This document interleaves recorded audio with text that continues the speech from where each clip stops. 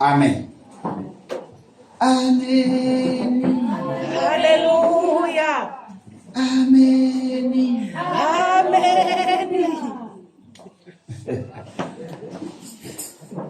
Amen. Mamela ishoba senkosi. Kandithi amen. Sibenzi zama ukuthi amen. Sibenza ukuthi amen. Ivakilizwi lapha lephansi kwaxinzelelo kanini. So disave lona. So ke kandithi amen. Sakulinganisa. Amen. Ngazenisikele. Ndiyabulisa kotata, komama, kosisi, kobhuti nakubantwana abancinci ndabona Nkosi Yesu Kristu. Amen. Ndibulise kakhulu kubantu abaqala uba nathi kulo mhlangano. Inkosi isikeleni.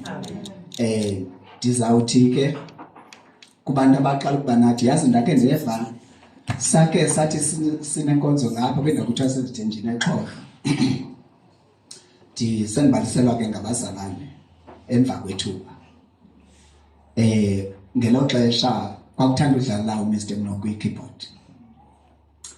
Afike ke lo sis usimndwendweleyo edlala uMr njengesiqhelo. Hayi ke adlala nyani. Kubiza umshumayeli ezuMr ezosherisha. Asherishe nyani, asherishe futhi ke nyamazimos. Sesiva ngembali ke ngokamva ngoba lo sisi yena wayibamba mva intshumayelo kaseyibheke kupheleni.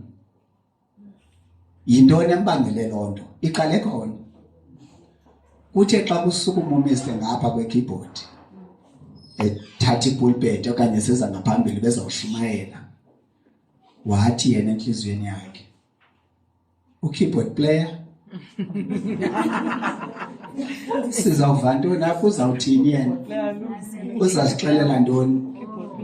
Esithi makutyhile iBhayibhile endaweni ethini ingxolo endlelebeni yakhe, u-keyboard player uzasixelela ntoni?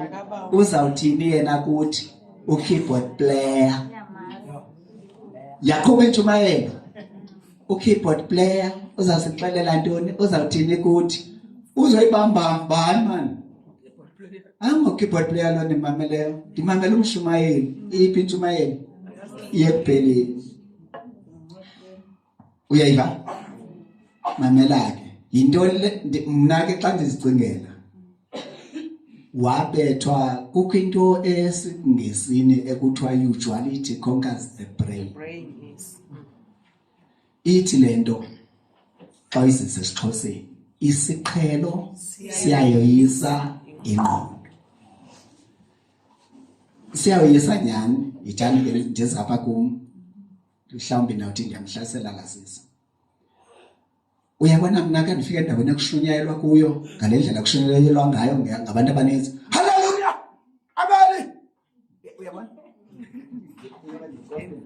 Yabona la mshumayeli uzawuthi abelileqa yo. Ndiyane ndizama ummamela wena ubamba abanye bayabathi. Bendiqonda uba kuya ngokwamani ngasekeme. Okanye noba uyithethe hamba kubuya hamba, kodwa makayithethe ivakale le nto iphuma apha emlonyeni. Ngoku uqonda enyawo ivanga ugqithile. Yabona, so kum ndibamba laa nto iba mna number 1 khawuyithethe ivakale. Anangxaki nokuyikwazi. Mandiyiva uthi ngoku ndikwazi ukulandela ndihambe nawe. Amen. Inkosi isikelele. Ngoku ndifuna ucela uxolo ke ngoku kuloo ndawo, ngoba abanye abantu besivizithela sinabahlobo kakhulu bazawufumana mhlawumbe ke bephazamiseka ngendlela esenza ngayo. Thina siyaphola, uxolo lenkosi ningakhathazeki. Futhi ke ungaze wozele uyathanda. Kodwa ndiyakuthembisa uba unalanto esenhlizweni yakho ethi ndifuna ukuva izwi likaThixo, awucingi ngozela. Amen. Iyaqaphela? Amen. Inkosi isikelele. So ndenzela lonto kubana umuntu azishape. And ke ebunyanisweni ke futhi ndingathi indlela nje uThixo asinceda ngayo ngohlobo ke lethu zange sihlale sithethe uba yemadoda thina masenzeni kanje but sifumana napho ekubambeni bana uba nomnandi kwenza kanje noba nomnandi kwenza kanje and ke emnyanisweni mna ke into endabanayo kukubana andifuna ushumayela njengobani amen andifuna ufake ubani andifuna ukwenza bani so ndim ndenza ngohlobo lwami so nomnye ke kanjalo siyayikhuthaza lona ngoba abantu bakhukhuliseka ndiyana ndithi ke abantu banaka izinto ezingenamsebenzi baye kubambe zona izinto zingondoqo inkosi sikelele uyabona umuntu abesithi ufuna inkonzo mna ndenze ehlwaps ndifuna umuntu athi andithi mamela khawuzinze la muntu uhlwaps wenjenje akakufaka ifuthe la nkonzo ukufaka ihlombe eyona nyaniso amen andike mna ndithi akekho umzalwane omiswa lihlombe bazalwane dinensuku noko ndingabala ndisinsiwe ndihambile ndibonile ndivile ndidibana nababantu benjenje andibabonanga bezinza behlala bamalwa kubo oqhubileyo ixesha elide uvutha bathi ke ukuvutha abantu lanto ayiko kuvutha lanto ndandike ndasho ngelimini ayiko kuvutha lanto mhlawumbe yawusinceda lonto ke ngokuba ekuthini ke si-understand ukuvutha sikwazi ayiko kuvutha lanto uba ayiko kuvutha lanto yintoni tatowile ndithe kaloku kukufaka ihlombe ukuthi ke uba ufuna uthi kukufaka ihlombe haleluya amen ukwenza lonto ngoba ufumanisa uba umuntu ukuze intshumayelo ibe yintshumayelo mayimenze hlwaps nyani kabe hlwaps nyani kumuntu wobuhlwaps ukumqapelela umuntu wobuhlwaps uba kakufuneka kuphila usindiso ke ngoku out because akuzujwayizwa phana ekuphileni phakathi kwabantu abangasindiswanga akuzujwayizwa besithi haleluya haleluya hayi funeka wazi ubana uthetha kanjani komnye umuntu nihlalisana kanjani uhlalisana kanjani nabantu amen xa uthetha kanjani njengomzalwane umele bawenzana wenzini obabuhlwapsi kabukuxelela ba umele bawenzani umele bawenzini ilento ke ngoku uzawufumanisa uba umuntu ophila xekeleyo phaya yohlazisa usindiso nesigxekwa ngenxa yakhe phaya ekuhlaleni kayifika apha enkonzweni ufika adlwayise kuthi yo akavuthi ubani akamnandi ngaseke ndibe njengaye ndithi ubani ngaphambili ndithethe ndiqwayise ndithini kodwa kawuphila usindiso luhlaziswa ngenxa yakhe usindiso ilento ndithi ayikokuvutha lanto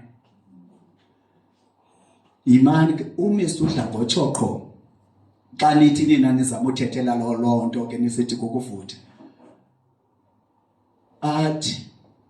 andithi nifuna uthi iBhayibhile ithi malunga nomoya vuthani ayise ishopi isiXhoseni ne xa uya esiNgesini ko King James ithi in spirit be fervent mzulani ivele imketuke ngokuba vuthani ilento ndithi ke ebunyanisweni truly speaking ayiko kuvutha lanto hayi ukuvutha kukuzinza ezwini uzinze ezwini yabona ke kuma uvuthulele in fact andazi noba zawuvutha uyavuthana kodwa ke nguwe novuthayo ngoba kakubhekiselele ekuphileni ngosindiso uhamba endleleni yosindiso kakubhekiselele ezintweni zongasindiswa yamatha nyamva umfundisi ubutyapulana phezolo uthi bathi abantu utheni uvalekile uthi yandikhathaza lento uthi wathi umoya engcwele uvalekile kenyani futhi wabuza ba imbombo zeparafini kayingavalekanga emotweni yenzani ichitheke ichithele ukutya kwabantu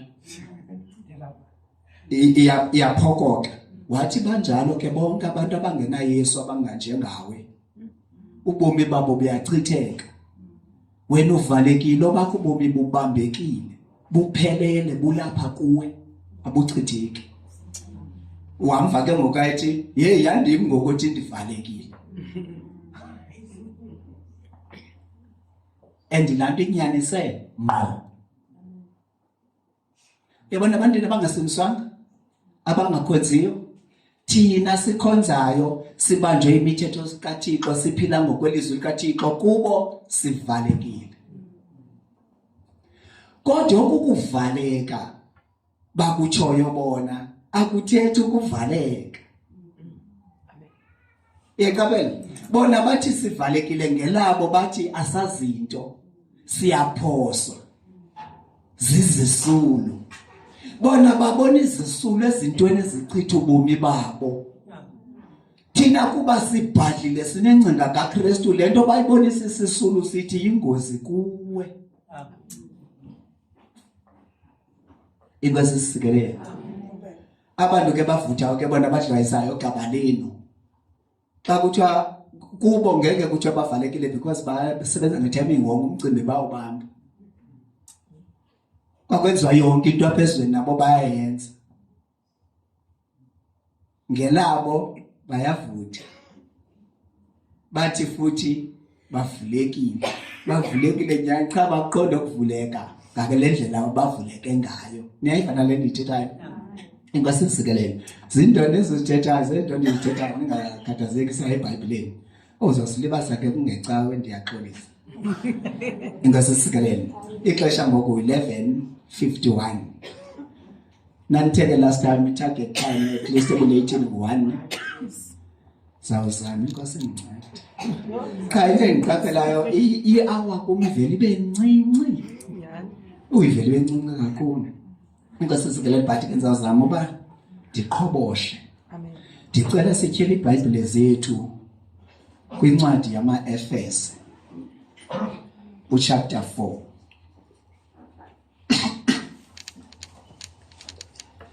ndiyithanda ke le ndawo ndifuna sifundeni kuyo apha kunoncoko undibekela kuyo kakuhle undibekela kamnandi ndiyithande inkosi insikelelo sisatyhile iBhayibhile zethu unamhla izolo apha ekungqineni kwakhe andimazi ke uqhube njani ngoba ngalamini besilela lapha siqalula lapha ndivuke ndiphuphe iphuphe elinjeya ngoku xa elichaza apho namhla ndiyayifuna into yoba unamhla uqhuba njani ndiphuphe iphupha yena lichaza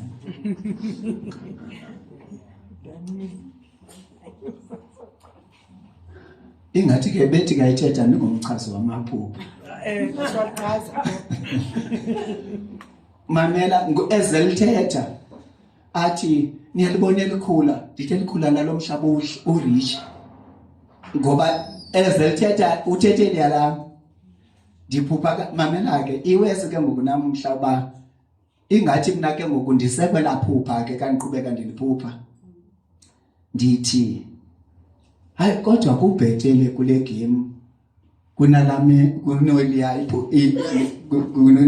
yayibona ngonamhla uba nisakhumbuleni noba last year noba kulo nyaka ungapha yanani esithi namhla ubona igadi then le gadi benhla apha phezulu but xa usehlela umhlaba apha emazantsi awulimeke kusemgxobhozweni you understand nisayikhumbula okay into endiyithanda ke alifani ke ngohlobo lokubana mna ke inje lami iphupha mandilithi nje ingathi apha sisendaweni eyi-office i-building enkulu enephakemeyo ingathi ke ndisebenza apha futhi ingathi ndisandofika apha ingathi ekurhobeni kwam apha ngasemva kwale building ingathi iyadi yalapho kuba ngathi kusemzini ke ngoku kwigadi le gadi neplot yabona iplot ngokwasesikolweni andiyazi bakwatha kwinto kuthiwa ziplot esikolweni kunjalo ke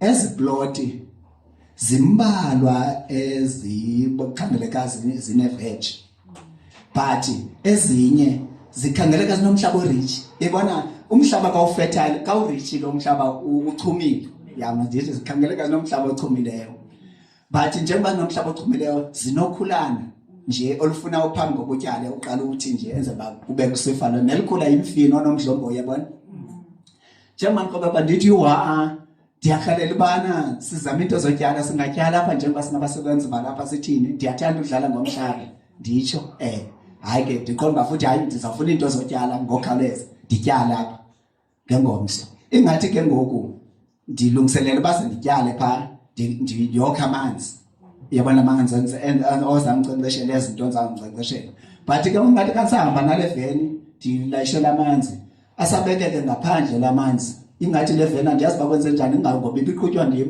xa isakigqitha apha ekadeni iphume ngaphandle ime ngaphandle kandithi ke ngokujika ngoku ndijonga le ntsimi inkulu inombona ningathi ungaka apha ngenhla mhle bathi nokhula ukhula lalo yimfino la mfino ibonakala ukhula lasendaweni echumileyo yabona bali bayimfino ezibathi ke ezusehla liyakhula ikhula nombona umthanga njengakangaka ubambana emazantsi njengoba ndibona pha emazantsi iyelo la raja yakho uyelo umbona pha emazantsi and ikhula pha kuye lide and lingca but kwayingca lena ilangca ke uyabona ingca umhlaba wakho wachuma phambili uphuma ingca ngathi inhle ende ekhulayo nayo uyabona lungenhla mhle nangona usekhuleni nje awuliva but nalo liyacaca kuba lidinga nje ukuthiwa kancinci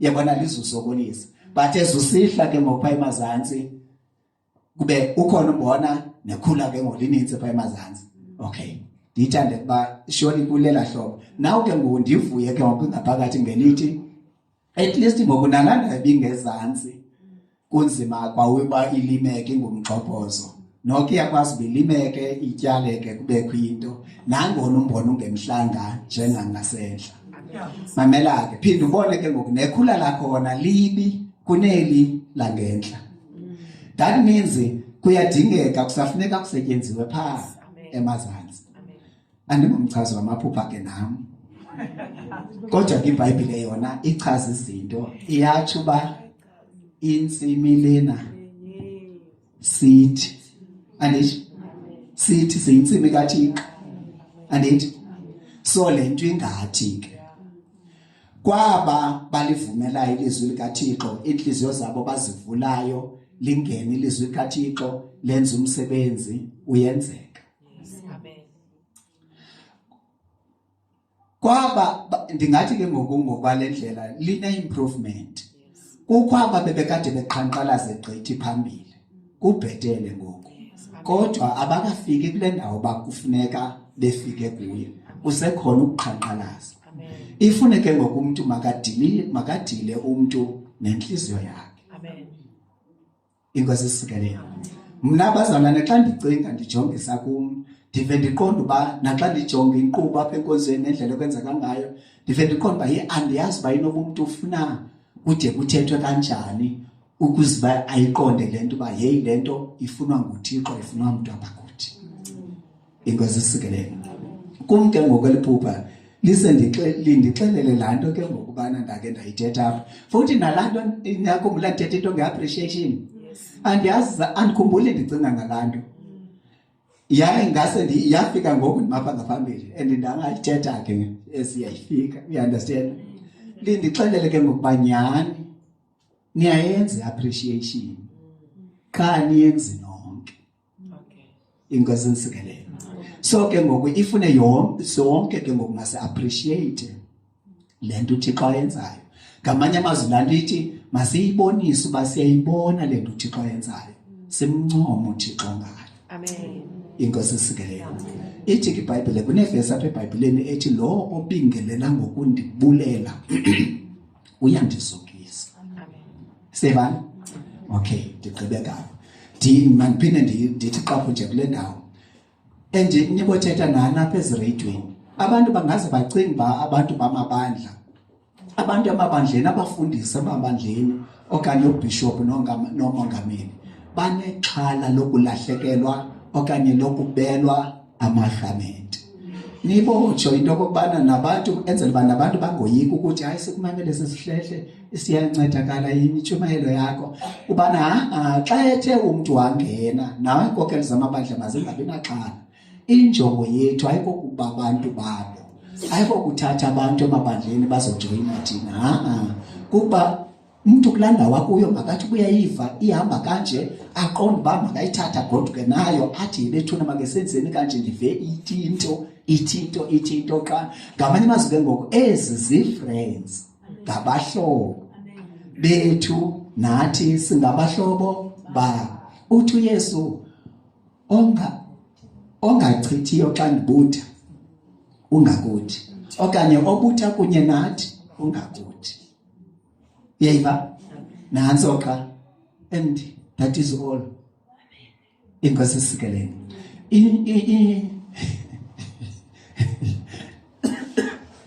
sorry zayini impamanzi. Imission yethu bazalwane kukwenza abafundi. Yebona? Okay, masityhileni iBhayibhile sohamba kanyana.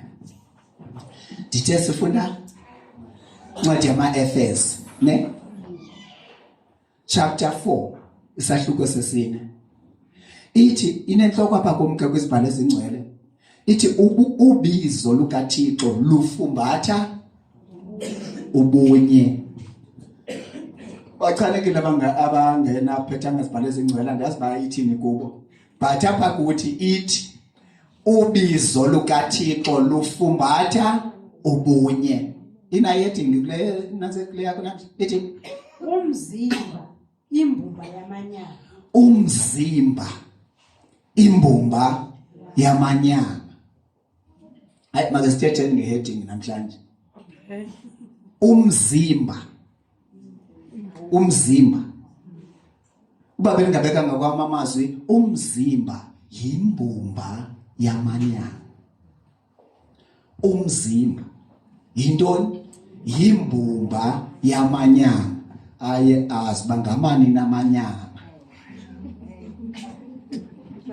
Ndingathi kuwe umzekelo ukuba ukuyenza uba uyivelula umzimba yimbumba yenyama.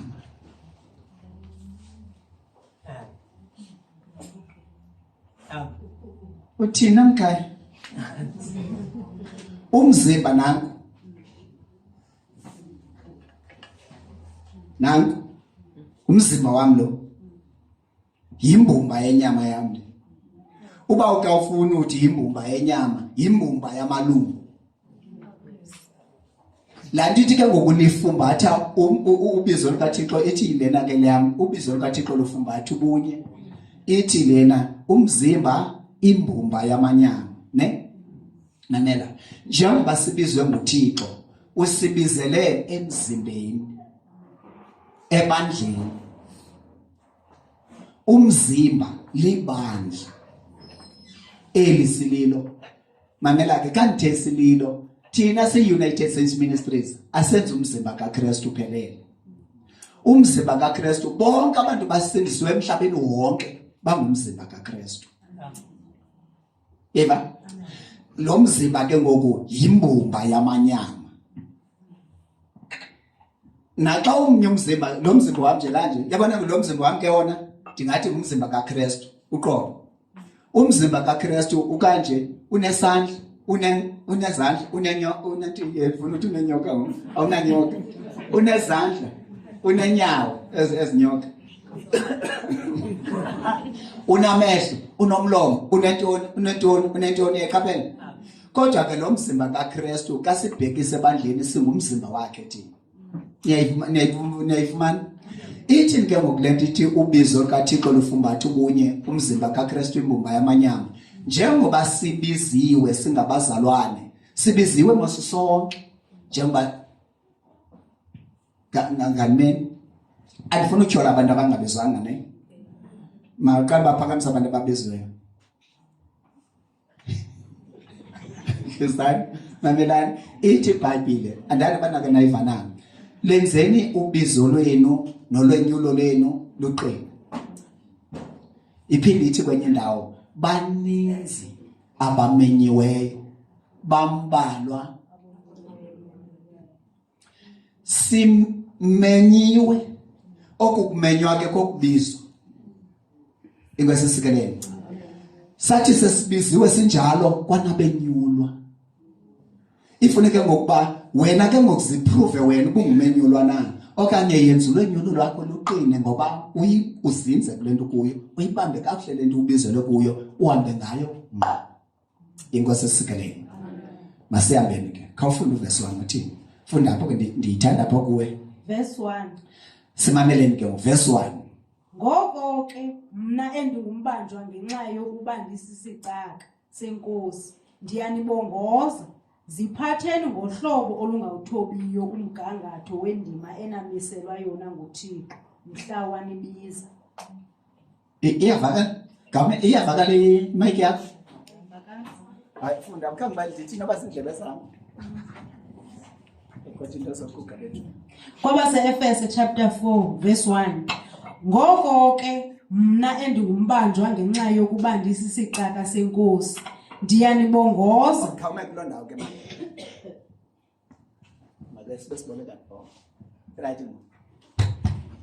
uthi pha ngoko ke ngoba ndingumntwana ngumbanjwa ngenxa yokuba ndisisicaka senkosi make sizibambeni kakuhle ke zindawo zenkosi uPawulos incwadi zakhe ezininzi uzibhala esejele ebanjiwe yebona ngoku ukuyifumanisa ngamanye amaxesha uthi umuntu kayithetha ngobu bubanjwa bukaPawulos athi singababanjwa nathi yeqaphela uthetha loo nto uba usejele ubanjelwe le nto bengumzalwane yemntasekhaya thina singabazalwane free nje ayibambisi lethu futhi andikuhalela nobanjwa yeqaphela si-free ungumbanjwa wasenkosini okanye wenkosi ubanjelwe yayibambisa lento kudala ngexesha lami hayi kaloku anina ungayazi loo nto ngexesha abazalwane bengqinela uyesu eJerusalem yaqala apha intshutshiso sebesabalala nje ubheka ngoDamasko babaleka intshutshiso abafunyeneyo babanjwa bafaka ejele abanye bayabulawa wabulawa uYakobi uthetha loo nto ke incwadi zikaPawulos uzibhala sisijele ne nantso ke ngokulento wayengumbanjwa nyani uyayibona thina akasibanjwanga asingeni ke kuloo ndawo indikhumbuze ke ngokwenye igame uMr Mnuku emane eshumayela bathi thina athi thina ne sasikhona athi sasiphi kaloku lona uthina kabhekisi kuthi ubhekisa kubo bona babekhona senjubanyani kuhle ukuthi zicace izindawo kakuhle ntakabhili xa ithi thina sifuna ba thina ubani undimthande kumfundisi uTyaplane athi abanye ke la nina uyabatyola pha phakathi kwenu abanje ngoba kaloku abanye mntasekhaya bavele bathi xa ithi iBhayibhile thina achathi hayi ke thina ke kuthiwa ngathi hayi sizityhola uba awunje ngokwale ndlela itsho ngayo awukho wena kulathini ushiya bona inkosi isikelele qhubeka ke ntana ngenxa yokuba ndisisicaka senkosi ndiyanibongoza ziphathe mamela siya kula mbongozo yintoni lasibongoza yona ndiyanibongoza ziphatheni ngohlobo olungawuthobiyo umgangatho wendima enamiselwa yona nguThixo mhla wanibiza amen nanku umongo wethu nakho apho somisa khona into zethu ziphatheni ziphatheni kanti andithi ke mina ziphatheni masiziphatheni nam ndiphakathi yabo njengoba ifundo namhla ungathathi ngoba kufunda mna nisithi mna ziphatheni nina mna ndingeni ndiphakathi iza kum lento ayithethwa ndim kaloku nani andithi siyayiva ithethwa nguThixo ngoPawulos uthini uPawulos usibongoza uthini namhlanje hayi ifunde mntana ziphatheni ngohlobo olungawuthobiyo iyathetha futhi ithi ngathi yeke ziphatheni ngohlobo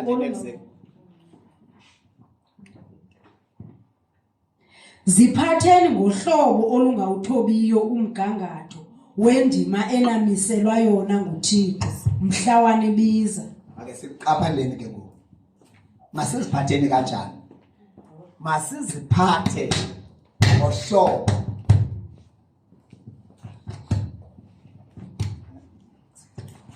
Ngibekanye ne. Sibekezele zama. Ziphatheni, yaba njengoba sithi ziphatheni ke ndifunda iBhayibheli. Nami ngiyayazi besabomu. Okanye masiziphatheni ngohlobo olungawuthobiyo umgangatho wendima ekufuneka siyidlalile ngexesha uThixo sibiza. Kayifundile isendizeni ngakwazi iza ngohlobo. Ziphatheni ngohlobo olungawuthobiyo umgangatho wendima enamiselwa yona Imake ziphatheni ngohlobo olungawuthobiyo umgangatho wendima enamiselwa yona nguThixo ngexesha elibiza. Makanjalo ke siyayiva masiqala siyive. Ziphatheni okanye masiziphathe simamkelele uYesu. Ewe ndiyavuma anditsho ngani sinzwana bazalwane. Usiphakamisile isandla wamamkele uYesu ndiyavuma. Andidispute lonto. Usinsiwe na uyaye ecaweni ndiyavuma. Andilwe nawe. Asilwe nenyama negazi utsho umbhalo. Kodwa lo muntu ungalwe nenyama negazi aqumbela abantu. Uxakeke ngokuba uyayiqonda nale nto ayithethayo. Inkosi sikelele. Ungumzalwane ndiyavuma. Usiphethe njani? Kobu buzalwane bakho uziphethe kanjani?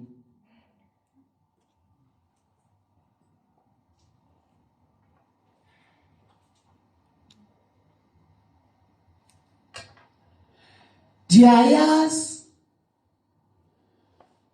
bakhona abantu abakuphethe kakubi kobu buzalwane bakho. Ndiyayazi bakhona obaziyo abaziphethanga kakuhle bengabazalwane. Andikuthethi lonto. Wena uziphethe kanjani kobu bakho? Zihlobo zenkosi ithi iBhayibhile sisezawuma phambi kwesihlalo sokugweba sikaKristu. Ubani nobani anikezwe ngokwendlela beziphethe ngayo kulo mzimba. Dilapha ponkoyo. Inkosi ngexesha simile thandeka ithi iBhayibhile bazalwane sonke siseza kuma phambi kwesihlalo sokugweba sikaKristu. Uba sizawuma sonke mamuphuza phambi kwesihlalo sakhe sokugweba uzawube gweba.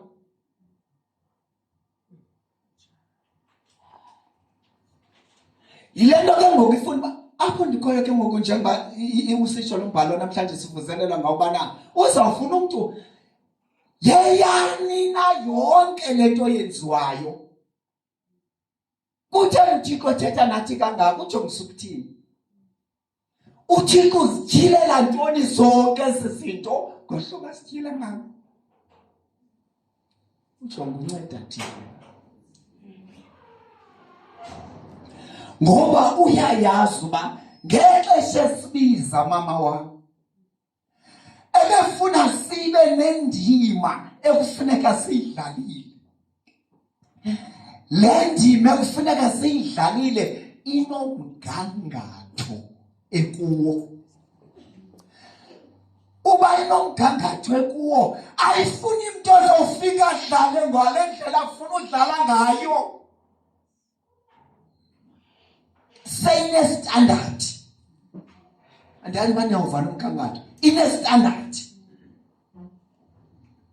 So ngexesha sibizwa sibizela uba sibe nendima emasiyidlala. Njengoba sinale ndima ekufuneka siyidlalile nje akufuneki siyidlale ngale ndlela thina ezirhalela uyidlala ngayo. Akufuneki siyidlale ngale ndima ngale ndlela sidlale ngendlela thina esirhalela udlala ngayo. Akufuneki kule nto sidlale thina kule ndima ngendlela thina esibona ngase mama uMagula senze ngayo. Seyinomgangatho omisweyo and njengoba seyinomgangatho nje ukhathalelwe lo mgangatho owawo uba ungathotywa.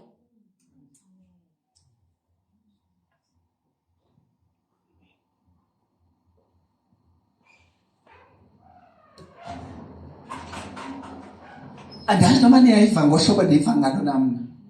Ziphatheni ayithi how about uba niziphathe ngendlela engazowuthoba lo mgangatho. This is an instruction. Lo ngumyalelo, ziphatheni. Akuthiwa niyafunana ukuziphatha ngokwalo mgangatho nibizela ukuthi nidlale wona. Zivesi yenye ivesi le engunobangela obandithi ngenye imini ndithetha nani. Emveni oba wamkela uYesu Kristu uba beyinkosi nomsindisi kuwe, emveni koko awusana choice ba izinto zazenza kanjani, ngoba zonke izinto ubizelwe kuzo sezine standard.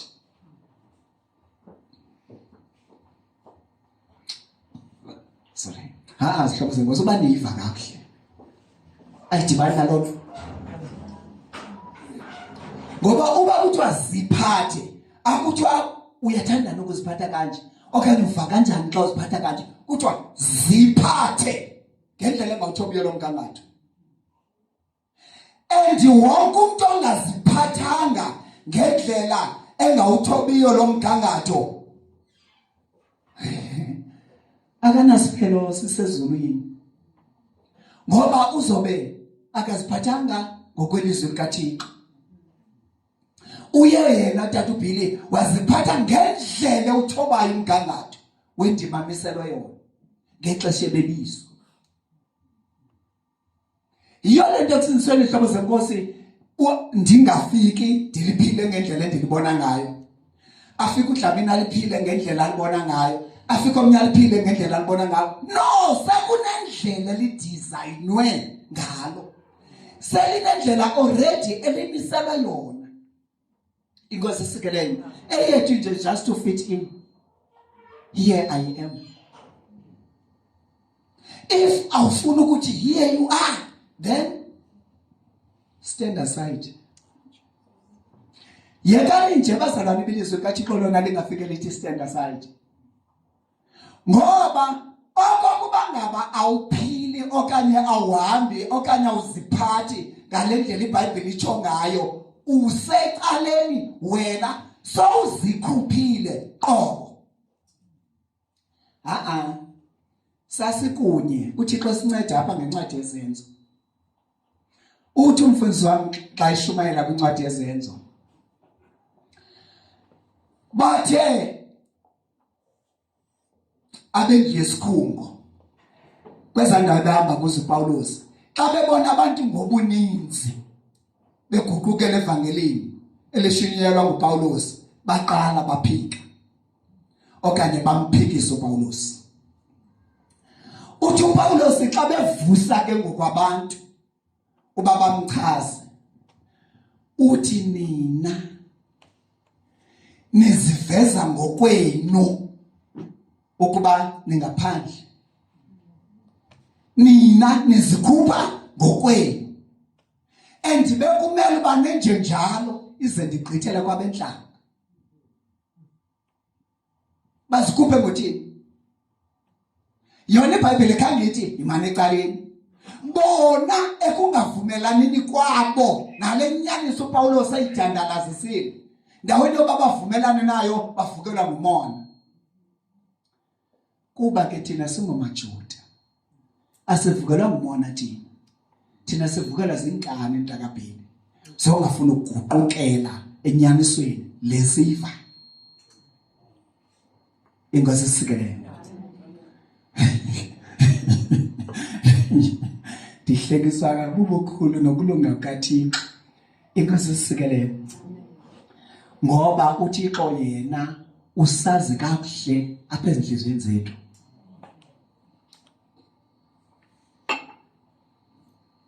Ndingangakwazi mina bayintoni ingxaki yakho, kodwa uThixo ithi iBhayibhile uyazigoca-goca inhliziyo, azicekide izintso. Yiyo lento athi ke ngoku inhliziyo ngumkhohlisi kakhulu. Ubani nongayazi? Ndithanda ngoba ke uyayazi ngoba uthi uyayicekida. Nango futhi sithi ngumkhohlisi kakhulu, usho ukuthi uyayazi. Ibisexelele nje iBhayibhile uyazazi zonke izinto. Khonde imsitheleyo. Inkosi sikelele.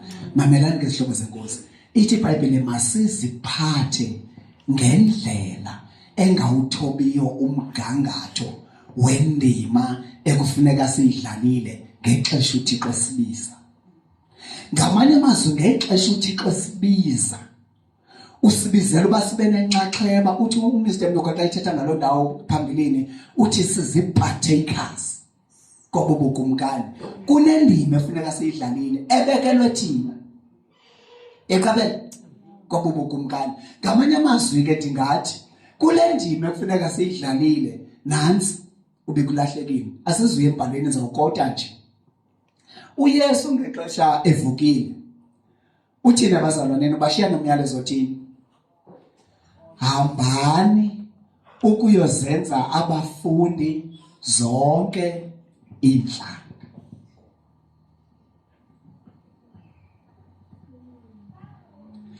Awugqiba athi nizifundise zonke izinto endinifundise zona. Awugqiba athi nibabhaptizele egameni lam. Uthi ndicinga kukho incwadi kaYohane uYesu. Yibani banye kuba uyibeka kanje kule ndawo ndiyifunayo. Yibani banye ukuze ihlabathi lazi ukuba mna noBawo sibani.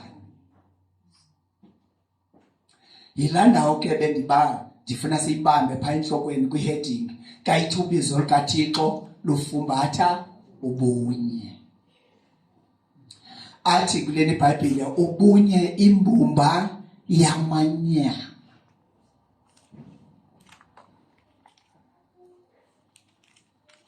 Inkosi sikelele. Sizawuhamba nobunye obu kolibizo. Kanti ndicela ke ndifunda apha kule iBhayibhile isibhalo ezingcwele ithi ndiyanivuselela ngoko mna mbanjwa wasenkosini ukuba nihambe ngokulufaneleyo ubizo enabizwa ngalo. Ninako konke ukuthobeka kwenhliziyo nobulali nokuzeka kade umsindo ninyamezelana. Into ethetha ukuthi zizawuba khona into oba sinyathelane, sigilane, singqubane, siqwempane, sesinyamezelane.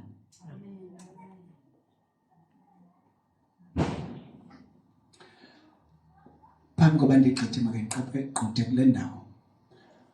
uMr Mnuka ndisakhumbulile wayethetha ngantoni kodwa athe ekuthetheni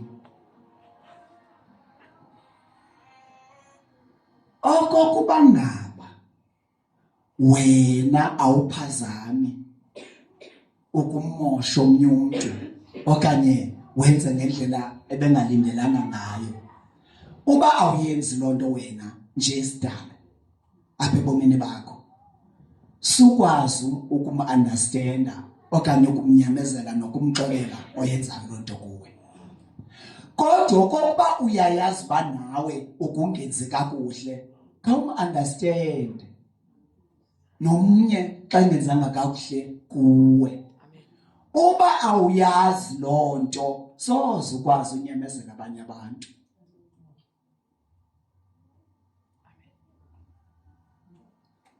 Khawuzithathe, ithi le nto ngamanye amazwi, khawuzithathe nawe ukuzibeke ngelaa xesha wawungekabinji. Khawuke nawe ubuye umva nawe ubana wena zange ke wenze kanjena komnye umntu.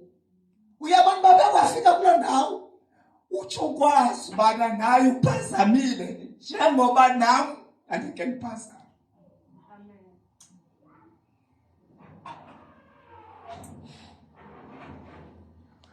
Kodwa ubuthi xa ujonga abanye abantu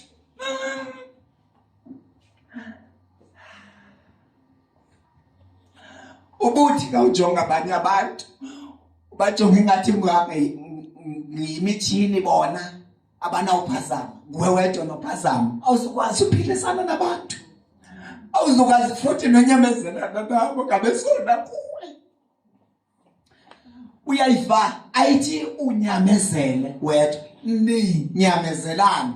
Ngamanye amazwi izawuba khona lethi izawuza kuwe ingawuphathi kakuhle isuka komnye umzalwane wakho.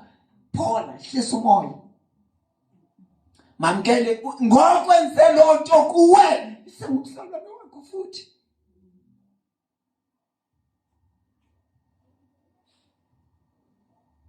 Ngoba nawe uzawenza kuye ngomso, ashiyeke naye elindeleke ukuthini akwamkele umzalwane wakhe. Kwakunjalo. Uthi uMr Nokwa ethetha uthi uThixo wasithanda wasinikela uYesu Kristu unyana wakhe sisezonweni zethu, kungekho nto nomtsalane kuthi. Uthi wasithanda wasinika unyana wakhe ukuthi asifele, singekho right, singathethi right, singenzi right.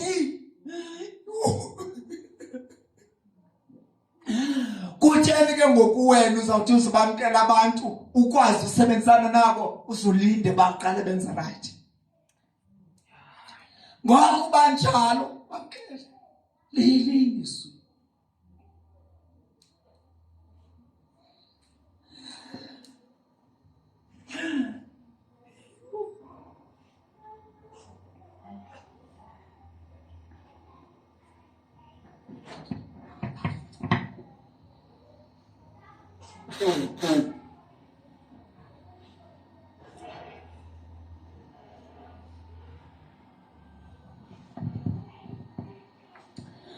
Ithi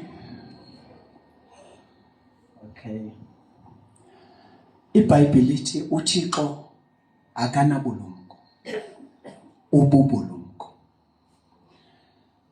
Akaphelelanga manje uThixo bebubulumko, wanomoya wobulumko, umoya wakhe wasinikeza yena lo moya wobulumko ukuze aphile apha kuthi, asikhokelele kwenzeni ngobulumko. Kutheni ndithetha kanje? uThixo wahle wazi sisaya kuthi phambili uThixo is far-sighted, uThixo ubona kude. uThixo wayazi yonke into yakwenzeka apha emhlabeni perfectly iza kwenzeka kanye ngolo hlobo. Ekucebeni kwakhe wacwangcisa accordingly. Izicwangciso zakhe zihamba nokuthi kanye njengoba kuza kwenzeka, ngoba wahle wayazi uThixo ukuba ngabakafikelelanga kwezindawo ukuba sifundise sinyamezelane samkelane. Kutheni ufuna sikwazi ukunyamezelana, sikwazi ukwamkelana kukhona ezi zinto zenzeka phakathi kwethu, singathi zimthatha by surprise okanye bengazazi. Wayazi uba kuhleli kunomchasi ozawuchasana nokwenzeka kwezi zinto ngohlobo.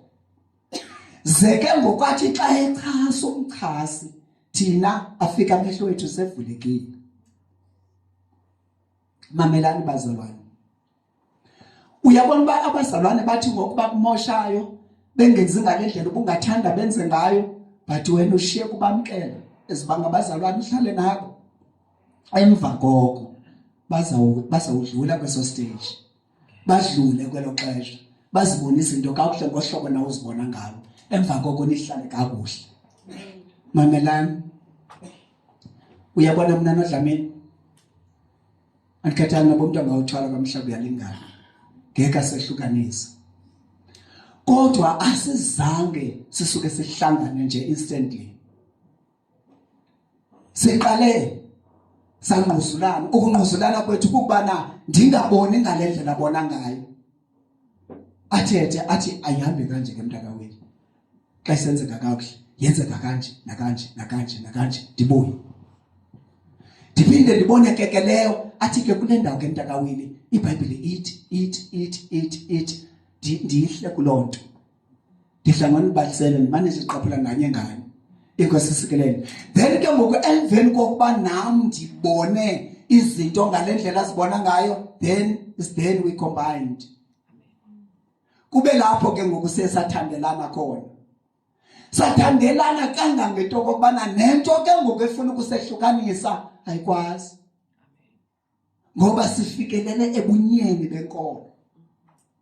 Ebunyeni bokumazi uThixo ngalendlela alindele ngayo ezimpilweni zethu.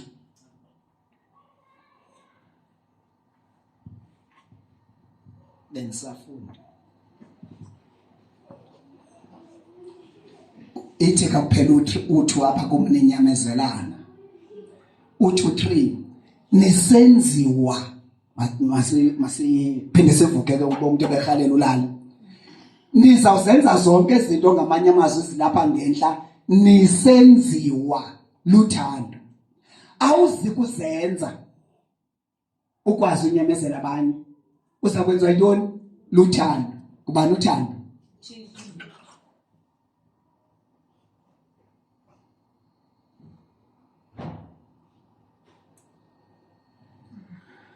Nikhuthalele ukubugcina ubunye bomoya ngentambo yoxolo. Ndifuna simbambe kakuhle ku3. Uthi nisenziwa ngamanye amazwi ukuze nizenze izinto zilapha ngenhla obubulali okukunyamezelana kulindelekileyo kuni niza kwenziwa luthando. Niza kwenziwa nguThixo ubaniyenze lonto. Ayikho kuwe, ayikho kuthi, iza kwenziwa nguThixo. Ifune ke ngokuba ubeza kwenziwa nguThixo masiyazi futhi uzoyenza kanjani.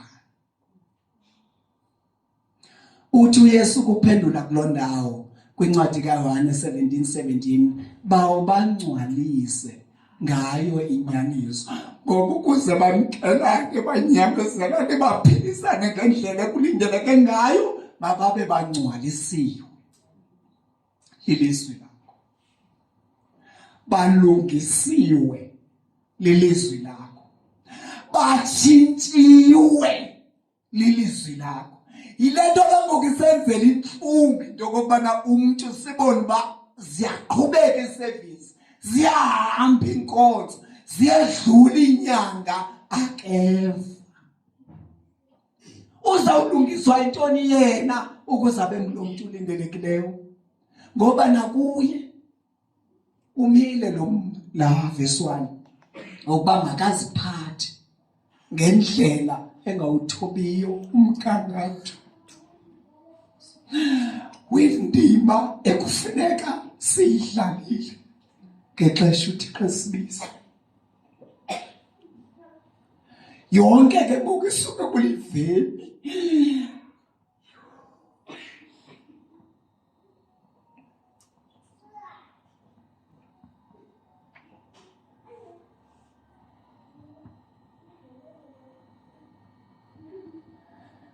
isuke kuliveni uyaliva zihlobo zenkosi masiva yingxaki yengxaki ukungaliva ilizwi likaThixo ngoba khonto izawenzeka kuwe, khonto izawutshintsha, khonto izoba ngumehluko. Yilento ke ngoku ifuna uba masivumelane nelizwi likaThixo. Yiyo le nto athi uYesu phaa kuMateyu 5 indoda ewavayo amazwi wami iwenze. Ndiyifanisa nendoda esisilumko not Mateyu 5:7.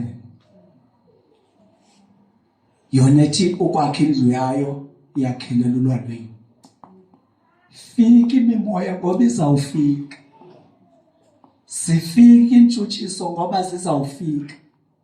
Zifika imbandezelo ngoba zizawufika. Kodwa kuthi kuba wena ukholo lwakho ulumilisele elizwini likaThixo, zingakwazi ukukususa, zingakwazi ukukuyekisa ukwenza le nto ibimele bawenza yona.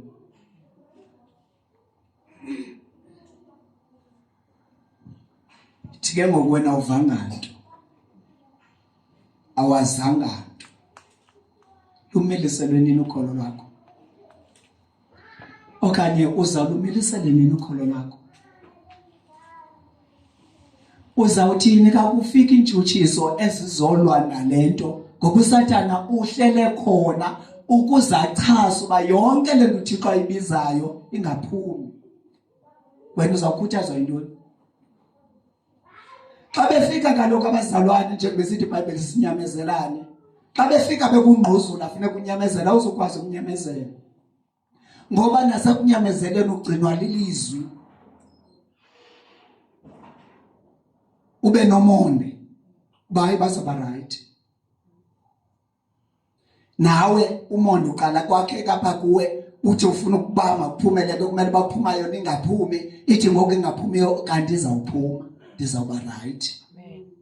Ube nomonde apha kuwe iphume then ngale ndlela ubunomonde ngayo kuwe yathi yaphuma iba nomonde ke ngoku kwabanye abantu banabo bazawude babe right. And bazawuba right. Inkosi isikelele nabo benze kuwe ngale ndlela nawe uthanda yona. Ngoba bafikele kuqondeni nasekwazini. Inkosi isikelele.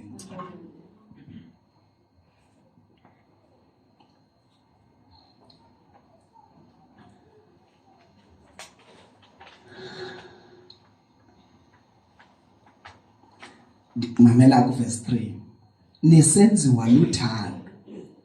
Nikhuthalele ukubugcina ubunye bomoya ngentambo yoxolo.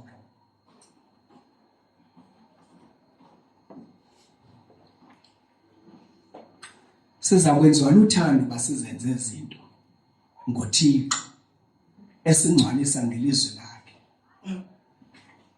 Kodwa uthi makisibekho into ke ngoku esiyikhuthalelayo.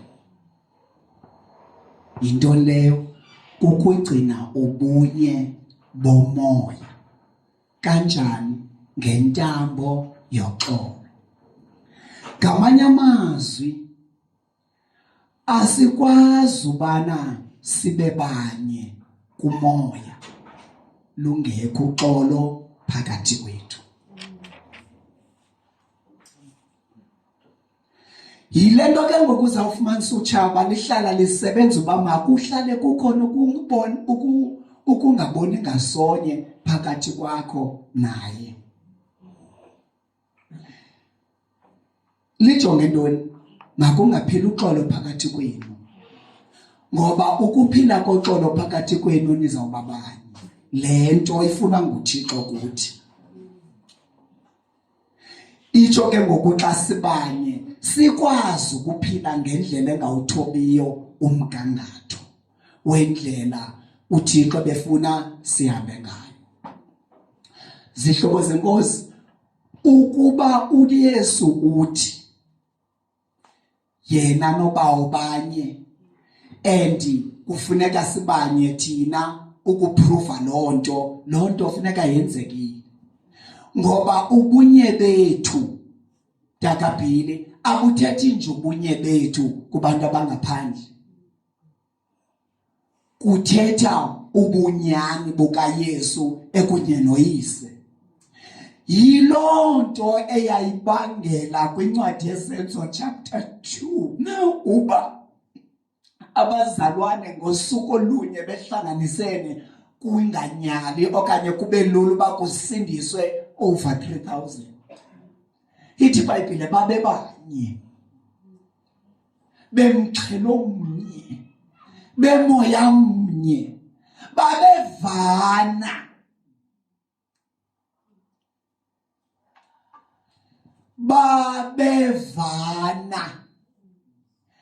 babengenzi ngathi bayevana, babesevana. Babengenzi ngathi banye ngoba ngabase United Saints Ministries babe banye.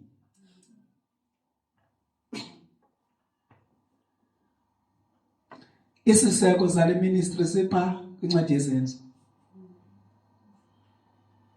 ebunyeni babazalwane. Not the other way around. Ekuthi nabazalwane babe banye. Hayi elindlini labazalwane njengomnyeni benotsha. Inkosi sikelele. Mamelani. Ukuba ngaba ke ngoku uyayiva ithi nisenziwa luthando nikhuthalele ubunye bomoya ngentambo yoxolo. Nigcine ubunye bomoya ngentambo yoxolo. Ngamanye amazwi qinisekani kwizinto zonke benihlale nivula amehlo enu kuzo phakathi kwenu makuhlale kunoxolo. Nendiva kakuhle? Ndingabuza ndithini? Siqiniseke ukuba kwizinto zonke khona kuhlale khona uxolo. Ingathi akuthethi niyava yini?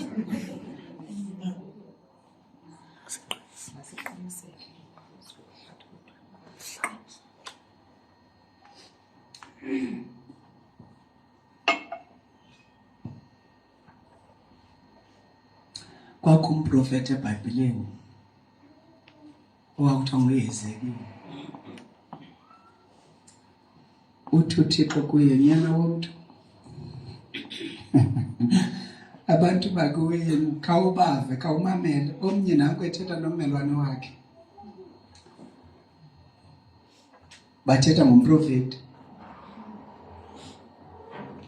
Ake siye endlini kaThixo ke siyomva. Yeyi xa sethethe libeka icebo ingathi yingoma etsho kamnandi. Iyayazi mos xa kuthetha ilizwi likaThixo kho laa nto linalavakalelo yalo. But kufuneka ulive ngoba uyakwazi uyiva laa nto ngexesha ulivayo kodwa emvelo bomkile lingabikho khona. Ndithi ngamanye amazwi ithi levisi uba ezi zinto nifuna zenzeke ngohlobo zithethwa ngalo apha, hlalani nivule amehlo phakathi kwenu niqwalasele into kokubana kuhlala kunoxolo phakathi kwakho nomnye, ngoba luxolo olunugcina nibanye kumoya. Andiqondi uba ngoku uninzi lwethu singangayazi into yokokubana bayakwazi abantu ukukhonza enkonzo enye kodwa bangovani.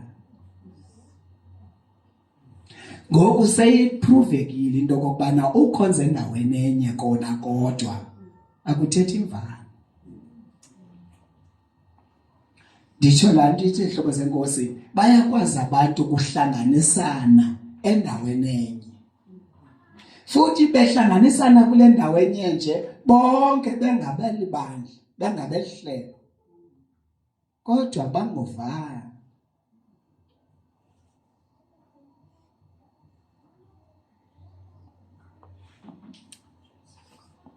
Utshabo lusebenza le nto ngoba luyayazi ubana ekungabikhweni kwemvano phakathi kwenu ayizuphelele kungabikhweni kwemvano phakathi kwenu abuzubakho ubunye bukamoya.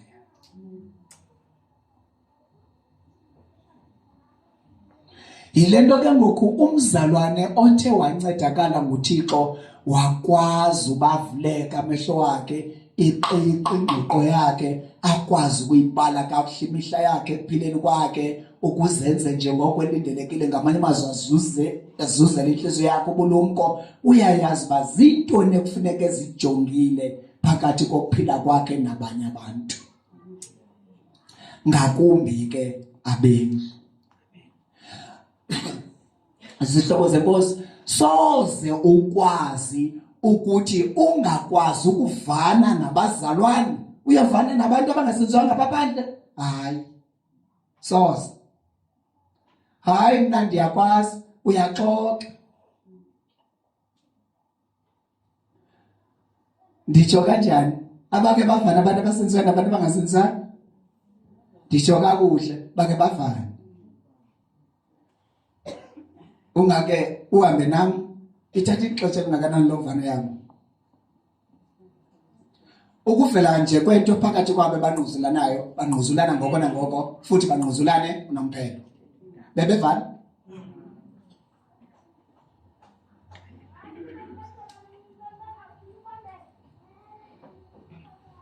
Jonga namhla. Uyabona beke samanyana kumoya savana. Ndiza kucaphukisa namhlanje. Futhi ngoku uziqonda kabuhlungu ucaphukile enducatshukiswe ndim kodwa awunayo into endileyo. Xa ushiyeka nje ucatshukiswe lento ndiyenzileyo. But amazantsi enhliziyweni yakho usenayo iroom yami bandibuye kuzothi uxolo futhi undamkele. Nalo uthando. Yona ndithi iBhayibhile uthando alupheli. Yes, amen. Sithi kasithi umzekelo sithi sithathe lento eyenziwa apha phandle kuthi ukuthandana yokujola kwabantu. Afika umuntu kuwe ethandeka athi uyakuthanda, nivane ke lo mfana nithandana. Thuthuzi uyawulahla. Uthi uthando luphelile. iBhayibhile lithi uthando alupheli. Ke ngoku kwenzeke ntoni kuleni case? Uthando iyaxoxa iBhayibhile. Ayixoxe alupheli. Wayexoxa ngoku wayesithi uyamthanda. Wonqena uthetha inyani uba sisi yakunqwenela andikwazi uzibamba. Ungandinceda?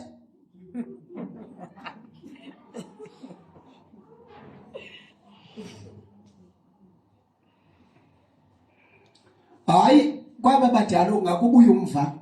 Ufumanise uba omnye uthi angavumelana nawe njengoba beqhatha kuzithi uyathanda wathi angavumelana naye bangathi bangahlangana akaphinde ambona ngigqibela lo munye. Kwakusenzeka ntoni? Angazange amthanda. Wayenomnqweno wakhe ngela xesha qha wathi wasayifumana into ayifunayo wangena endleleni yakhe wahamba ubomi bakhe. Ngoba uthando alupheli. Ube bemthanda nyani ibizawuba khona le ingquzulelisayo basote yona ashiyeke neroom yakhe. Yile nto uThixo athi xa ethetha kuni ngoku basesitshatile ke thina nina ningekatshati tshata umuntu ozodityaniswa nguye noThixo. Ngoba phakathi kwezinto uThixo endinganiqinisekisa ngazo azenzayo kulo case kukubana lo akukhethele yona, lo akukhethele yena uza kumthanda. Futhi uza kumthanda nge-original love okanye nge-genuine love. Apha zawuthi ngokwangenzi ngale ndlela wena ubulindele norhalela benze ngayo but ushiye kuqonda uba despite all that I still love her. Ngapha kwayo yonke lento ayenzileyo ndingayithandiyo nendinganqweneli uba engayenza kodwa yena ndisamthanda.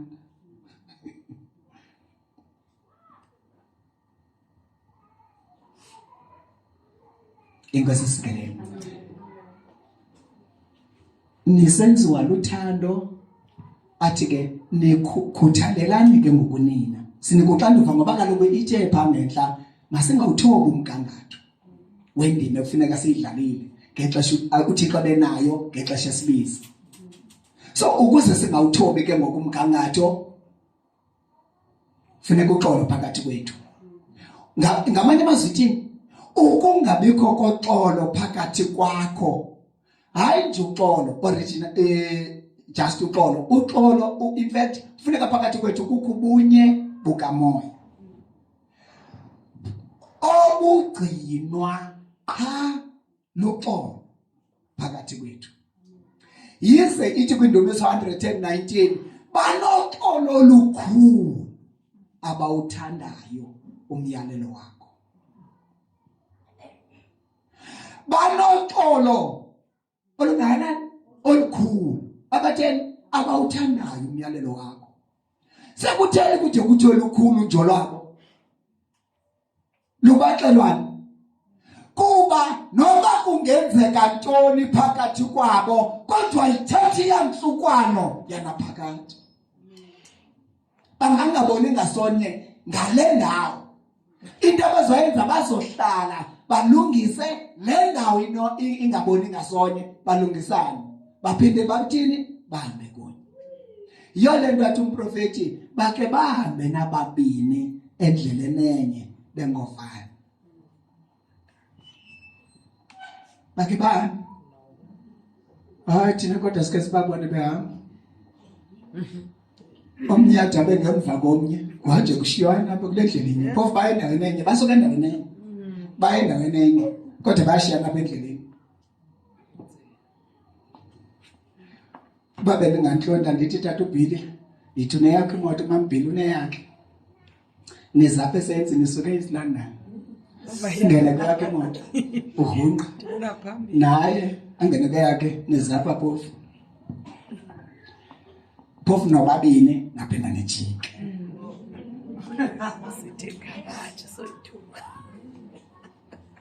Bebengena ke bathethe bashiye imoto bahambe ngemoto eyi-1. Ibingaziba luncedo kubo lonto. Ngoku kwafuneka umnyathe yakhe nomnyathe yakhe.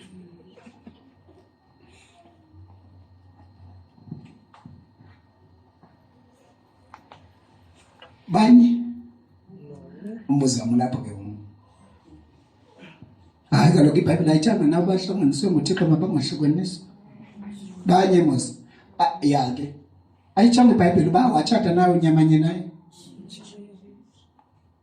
Kodwa abanye ngoku khona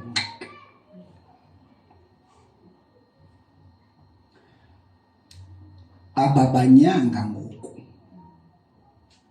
So ilethela ukuthi funeka ikwenzeke intoni. Uzawufumanisa into yoba noba kwenzeke intoni, I don't care. Akukho xolo phakathi kwabo. Le nto ibangela basibone le nto siyibonayo. Ungathi okanye umama uBhili angene lolu xolo athi ewe ndiyayiqonda uba utata uBhili undenze kanje andeva kamnandi, kodwa ndiyamxolela.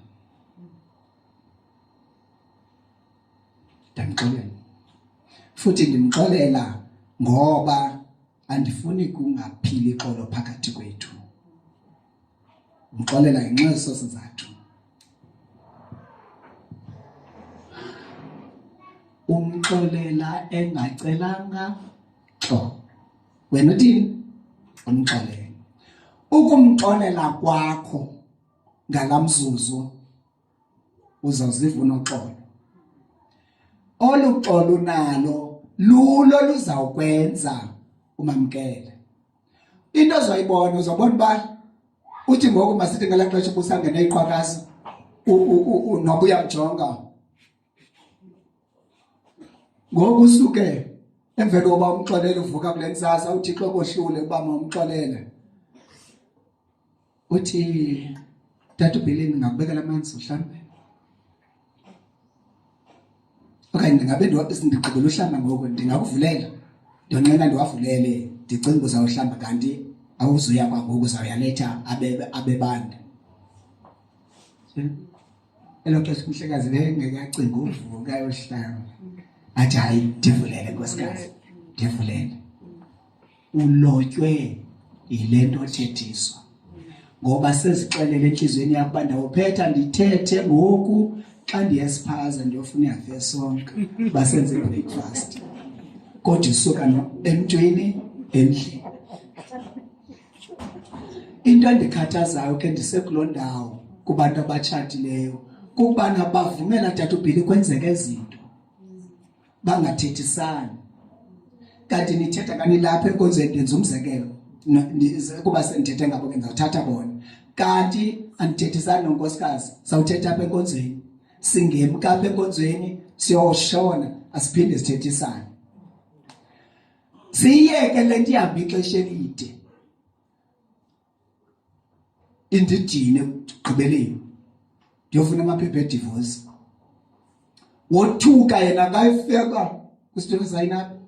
Hayibo le nto mna besacinga into okobana sawuphinda sixolelane sawuphihla ke sihlale phantsi siyithethe. Hayi kanti ndiqonda uba seyilapha ixesha elitheni kulinde ntoni. Ngoba uSathana the longer it takes is working something in between. Yiyo lento kathi ifana anandaba noba ningabazalwane nje anetshatanga ngexesha lihamba ithuba kukho ukungavisisana phakathi kwenu uSathane uyaqhubeka uyasebenza. Kulapho kuza kwenzeka lanto ibithethwa ngothuli into kokubana kuzawuqala thina sibabene singavani. Isuke ijoba abaninzi ngoba wena lento uyonganiboni kakuhle kwakho uzayithetha komnye. Ngexesha uyithetha komnye uyithetha kakubi uba makandibone ngale ndlela ondibona ngayo nawe. Umjobile. Nawe ndizawubuya ndizoyithetha kunamhla umnganam le ndlela ndikubona kakubi ngayo. Ayiyo nale ayiyo. Kanje mispresent apha kunamhla uba nonamhla makamthiye. Ekabe ndikujobile unamhla. Izaphela kubo. Nabo bazotyabha babo. Yiyo lento kwiBhayibhile ithi musana ukuvumela ingcambu yobukraka imile phakathi kwenu ijobha abaninzi ngoba into engeyiyo imosha abantu abaninzi. Ingasisikeleni. Kanti ke uba besibambe uthini umbhalo? Uthi umbhalo masingayithobi umgangatho wendima ekufuneka siyidlale uThixo ebenayo ngexesha ebesibiza. Nje eyethu into ke njengoba bendike ndathi ke ndizamela uba ndiyigoqe. Uthi uYesu emveni obevukile bazalwane nihambani nezenza abafundi zonke inhlanga. Nisifundise ngezinto zonke endinifundise zona. Nibabhaptizela egameni lami. Uthi kuYesu kayithetha ngomfundi akukho nto ibhetele emfundini ubana afane nomfundisi wakhe. Ngamanye amazwi xa usenza umfundi wakha wena kuye. Wena wenzayo wakha wena kuye. Yekabe ilento ke ngoku sibuyela bheki ikuthi ubizo lukaThixo lufumbatha ubunye luse likwi-unit. Ndonqena ngoyibiza ngesixhosa. Ngoba ke ngoku yeva kawuthi lusebunyeni ngoku singathi uthi lusebindleni yekapela. Kanti andithethi loo nto. Ingasisikeleni ubizo lukaThixo lufumbatha ubunye. Ngamanye amazwi ke ngoku uba akukho ubunye bazalwane phakathi kwabazalwane mandenjenje ukuba abuphili ubunye phakathi kwabazalwane obo buzalwane benu bunento. Athi umuntu xa ejonga epha kude athi kodwa kwenzeka izinto bimele bazenzeki phakathi kwabazalwane. Kodwa ababazalwane abayiyo lento bebelindele ke beyiyo. Kwenzeke ntoni? Hayi ndive omnye ethetha amazwi arhwexayo ngomnye komnye. Uyeva?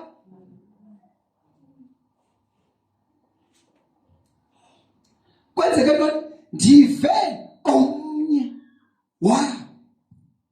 ethetha amazwi arhwebayo komnye ewathetha ngomnye.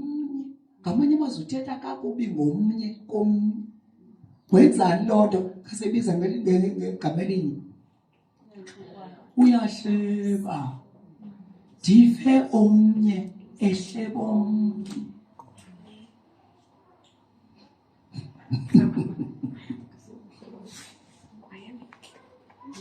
Hayi kaloku awucingi ukuthetha kakubi ngomnye komnye ungayo ithetha lana ubuyithetha kuhamntu okanye khona.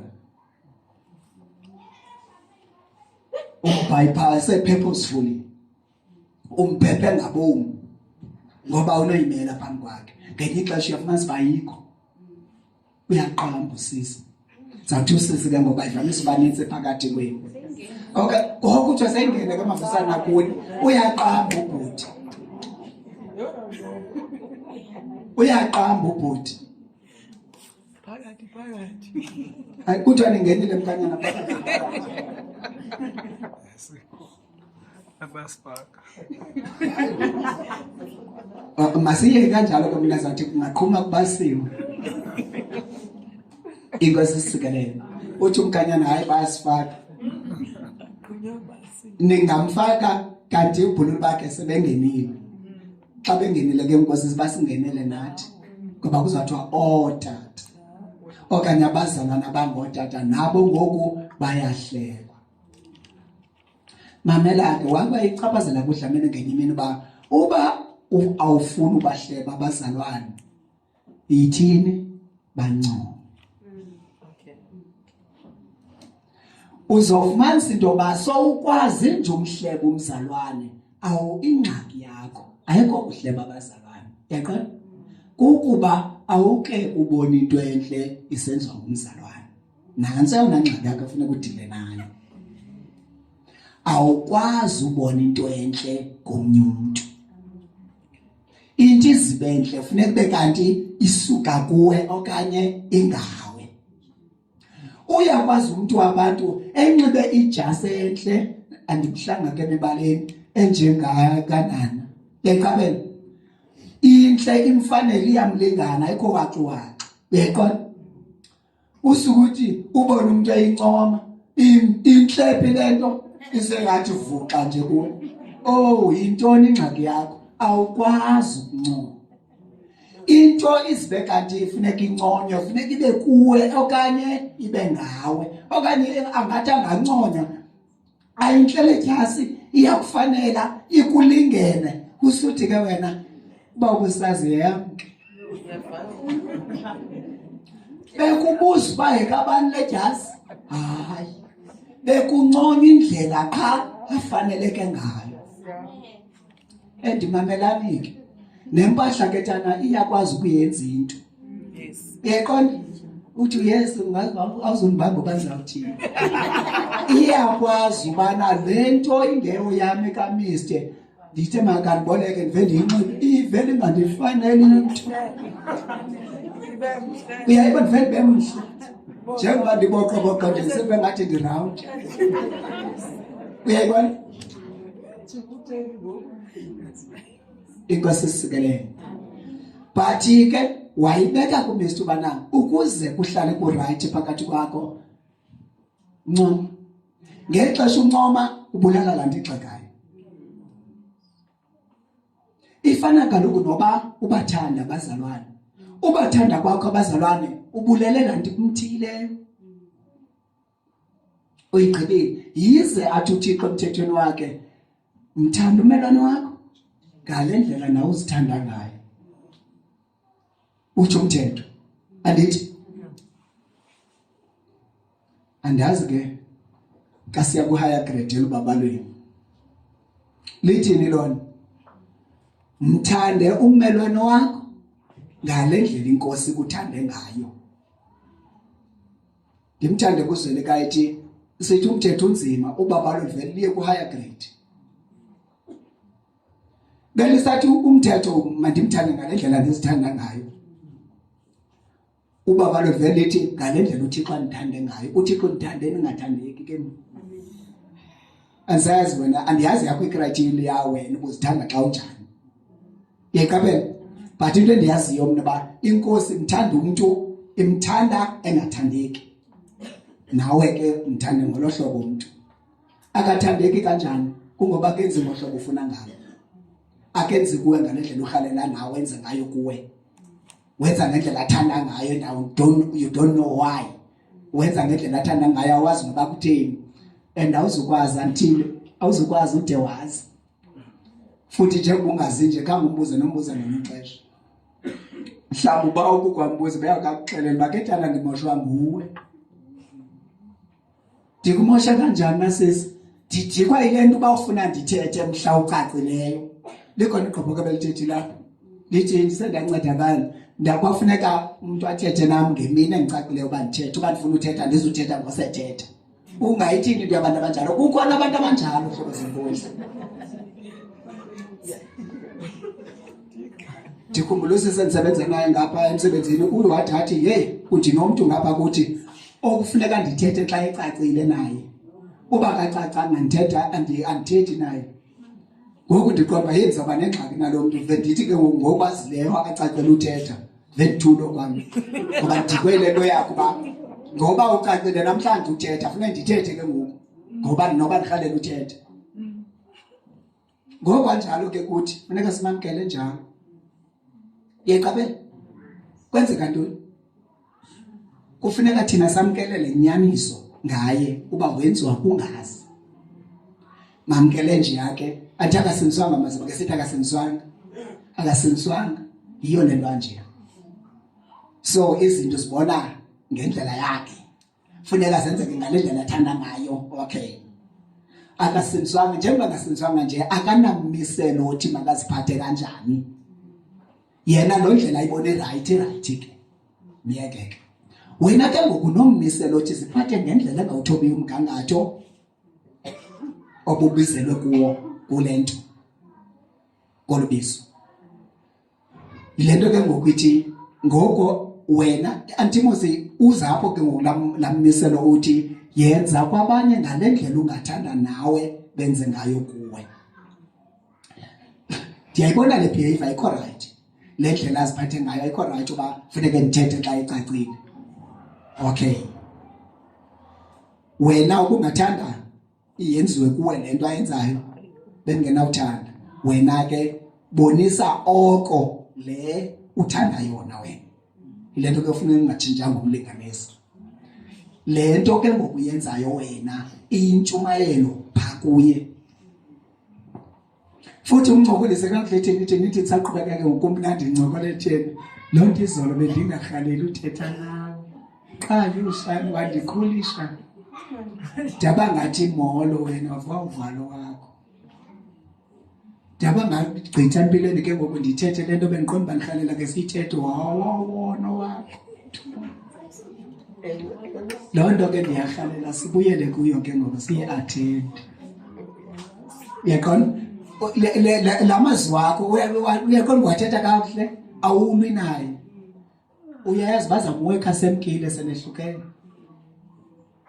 mhlawumbi amgqibe kwangoku nisekunye athi hayi ndiyaxolisa sana izolo kaloku bekusavukela nto yam kodwa ndizawuke ndizame yekabe kodwa ndizawuke ndizame ubana noko ndingaphindi ndenze kanje uyaqonda ine way you worked something kuye ngandlela thile kwinto ayisebenzileyo kuye uba ubutheni ubuzifanise naye into embe kuzifaniseni nawe ekuzifaniseni naye nansi ekuzifaniseni kwakho naye kuzawubonakala mnyama usindisolo lwakho and kuzawuqama wena kulento ngoba izawuphinda ibe nguye ohambe shumayela le ndlela wenza ngayo kuye engayivezi into yoba kwawena ukuyithatha kuye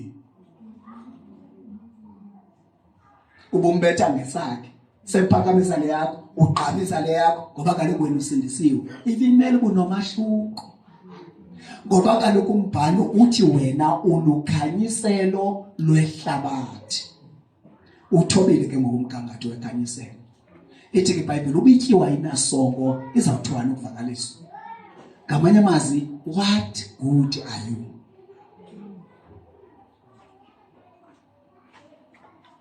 inkasisikeleyo yo ubethile uwani wabantu Nkosi yami but andiyazi ba inde ngoba ndizayishwankathela nje xa usehla apha inendawo ethi uThixo umoya ubaphila abantu izibabalo ngezibabalo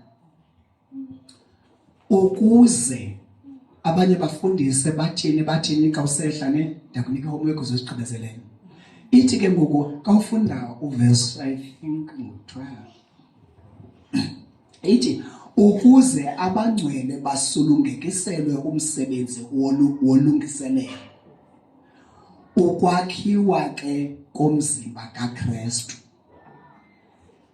kwenzeke ntoni kuverse 13 kase kwenziwe lo umsebenzi kakuhle side thina sonke nawo khona yazi side thina sonke khasifake ke ngoba ithi side awukathethwa ngabantu esebe right kula sonke kusethetha ngabantu abasingise bo-writing, so everyone ngokuyangena.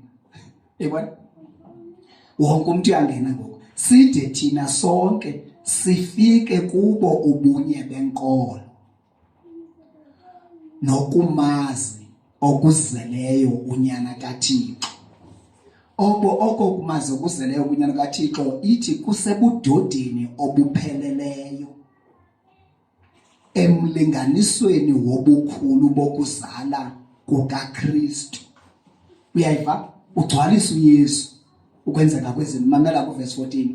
Ukuze singabe sabazintsana, isikhulise ngokulento athi sifikelele ebudodeni obupheleleyo, silatyuzwa, siphetshethwa ngumoya wonke wemfundiso, ngokunyanga kwabantu, ngobuqhetseba obusebuqhingeni olahlekiso.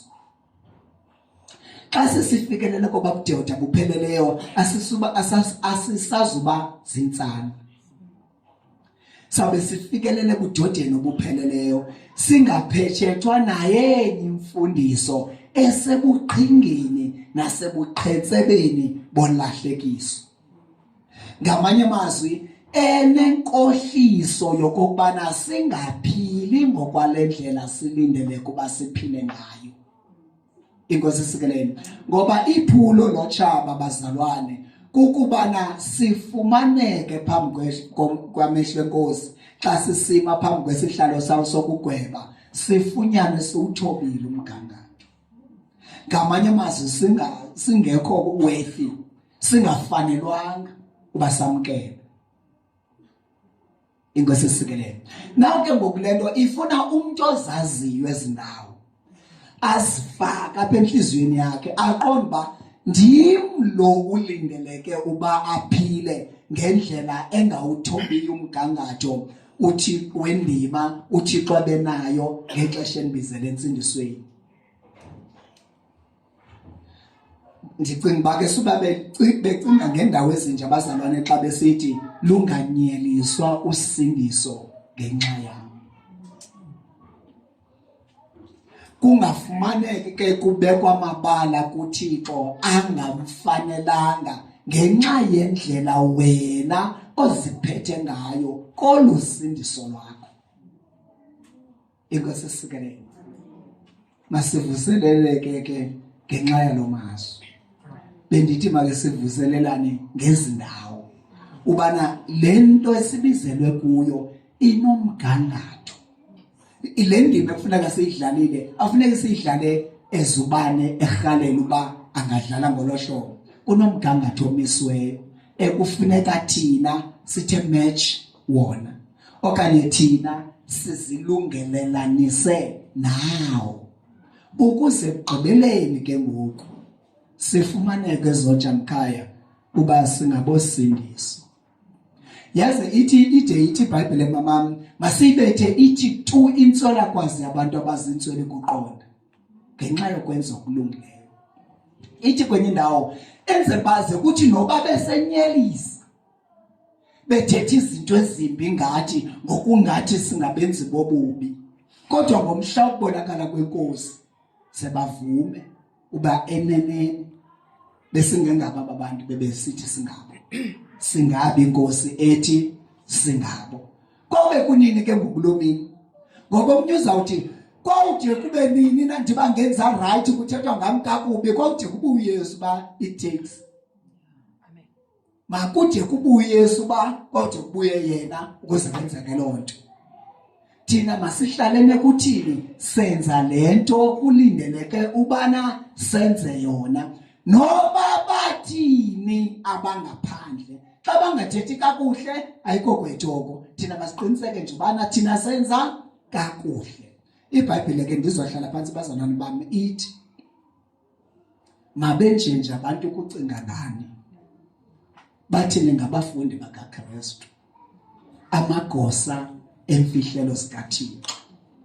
Ndiyithande ke ngokayithi kuwo ke amagosa kulindeleke ngalinye liziveze lithembekile. Ngexesha liziveza lithembekile lona belingajonganga nakulonto lijonge ukuthi lingawuthobi umgangatho. Liphila ngokwalendlela laziyo ngayo ubana lilindeleke lihamba ngayo.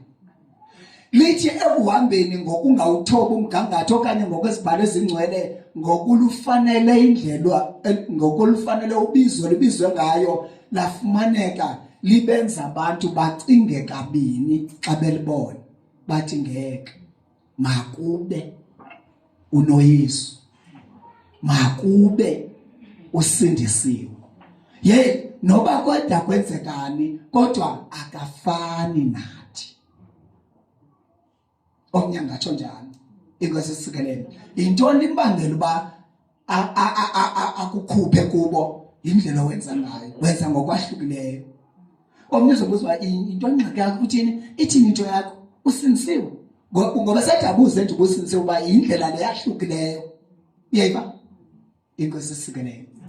Yonke ke lento ithatha azisuke uqhwanyaze ubone sekunjalo ithatha wena ukuzinikela kwakho umonde nensondelelo yakho ukholwa uba uThixo uzayithi work out uThixo uzoyisebenza iphile eyethu into ukubana siyamkele bakulindeleke lento ukuthi kufuneka lento kokukuphila kwethu usindiso. Then Thixo umthandazo wethu ke ngoba esekubeni malizukiswe igama lakho ngokuba kwenzeke ukuthanda kwakho nalapha empilweni yakho. Amen.